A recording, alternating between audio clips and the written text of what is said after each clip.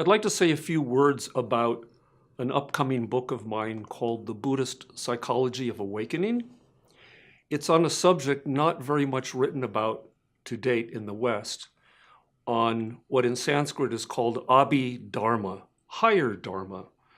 And what in the Buddhist context higher Dharma means is an in-depth study, both analytically and experientially, of what makes up the entire universe, the person and their world.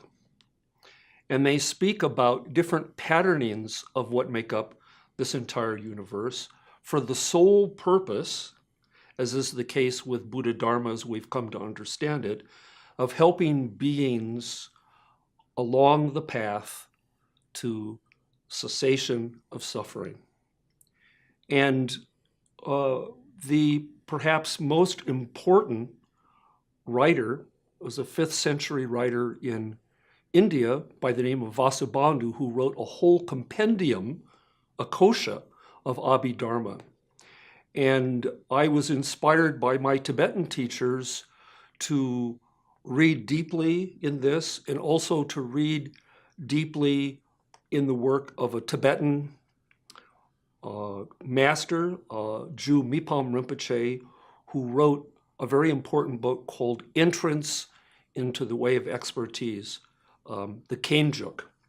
And in these two works, I was encouraged to see how what at first appears to be an analytical discussion of the building blocks of the universe actually have great experiential implications. And so in this work, we actually explore traditional approaches and also give exercises of how we may find ways to rethink who we are and what our world is.